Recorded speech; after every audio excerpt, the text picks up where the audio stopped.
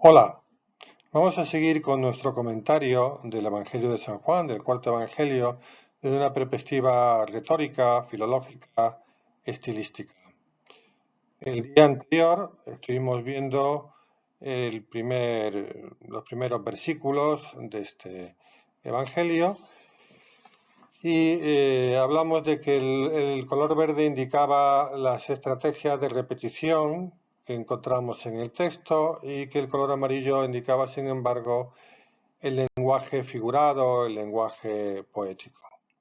Hoy vamos a seguir con nuestro comentario, pero pueden ver cómo junto al texto latino he incluido otro texto en griego.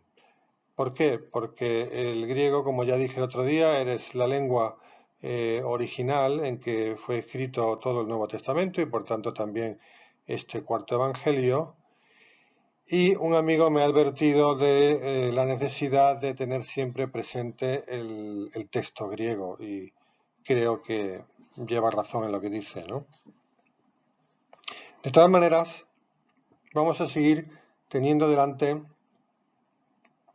el texto latino y por una razón, porque el texto latino de la Neovulgata se llama Neovulgata porque pues a finales del siglo pasado se depuró desde el punto de vista filológico el texto de la Vulgata que se manejaba y volviendo a los manuscritos más antiguos, etcétera, se hizo algunas modificaciones en el texto que no alteraban el sentido originario de esa versión.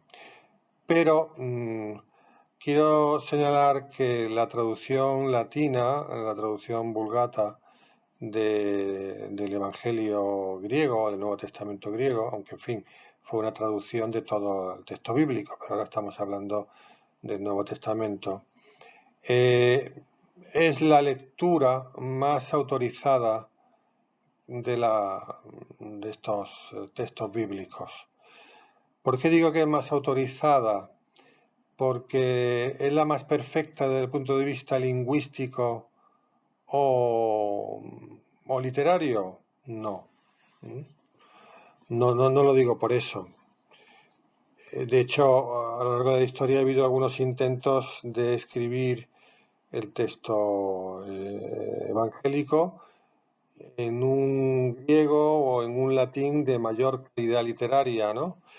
No me refiero a eso, me refiero al hecho de que durante más de 1000 años el Nuevo Testamento se ha leído en el occidente europeo, se ha leído en latín por parte de autores tan relevantes como San Agustín y otros padres de la Iglesia de Occidente, o por todos los doctores escolásticos como Santo Tomás de Aquino, por los grandes santos como por ejemplo San Juan de la Cruz, de manera que ese texto latino ha sido interpretado por una serie de autores en interpretaciones que no pueden, digamos, pasarse por alto, ¿no?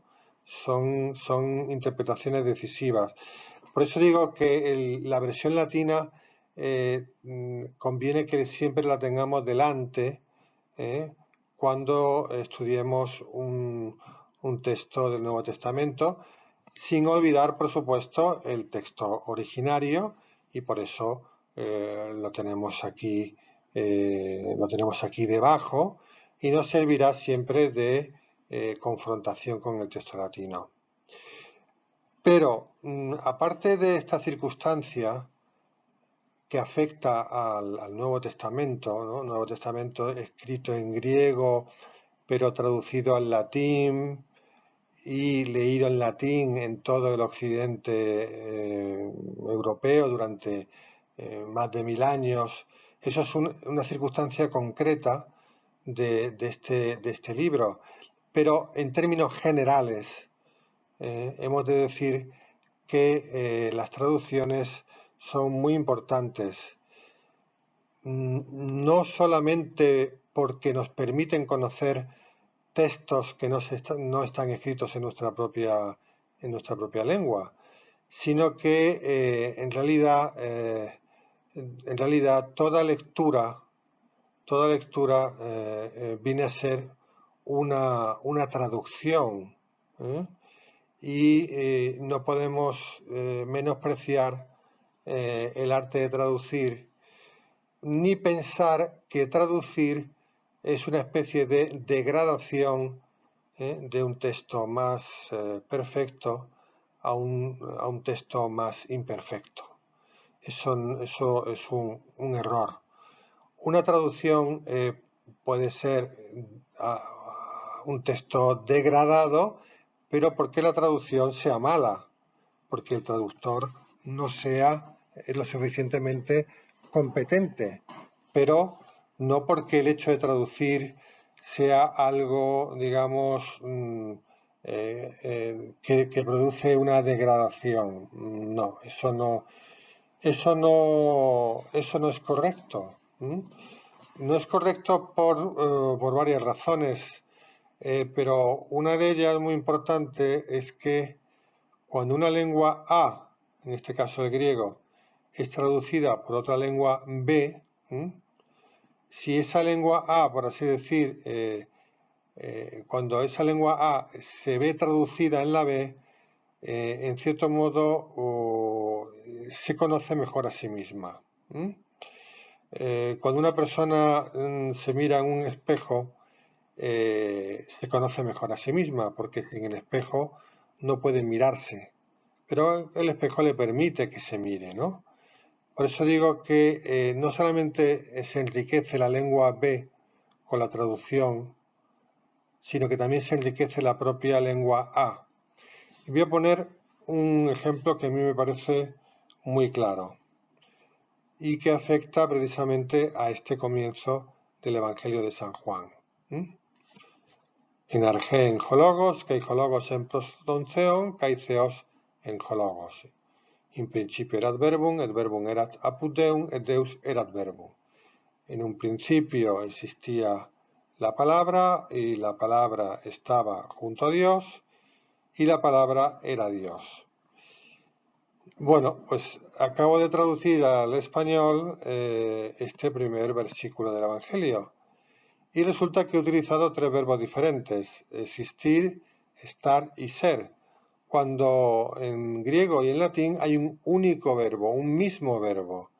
En griego encontramos en, que es del verbo eimi, ser o estar, y en latín vemos erat, que es del verbo sum, que es el equivalente latino al verbo eimi griego. ¿Cómo es posible que un texto, un mismo verbo, lo hayamos traducido con tres verbos diferentes? Hayamos dicho, en principio existía la palabra y la palabra estaba junto a Dios y Dios era la palabra o la palabra era Dios. Pues porque el español, que es la lengua a la que ahora me estoy refiriendo, es capaz de matizar de manera diferente ese mismo verbo. Y en un momento, en un lugar, decir existir, en otro decir estar y en otro decir en ser. ¿Eso qué significa? Eso significa que el verbo originario, tanto el eimi griego como el sum latino, en su interior, por así decir, contienen esos tres significados, esos tres matices, esos tres semas: ser, estar y existir. Y eso está ahí.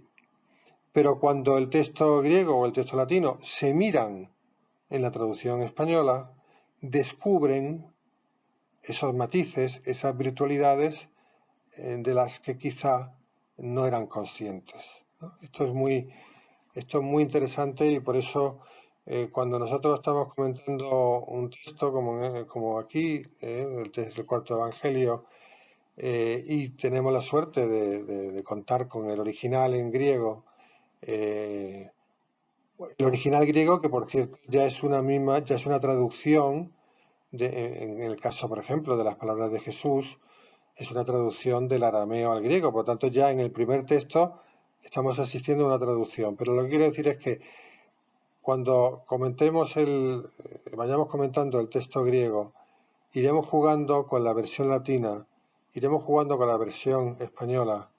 Y eso no lo haremos simplemente por una cuestión de génesis de un proceso lingüístico, sino que lo haremos como un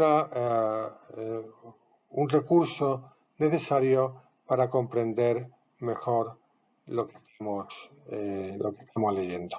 ¿Mm? Seguiremos. Adiós.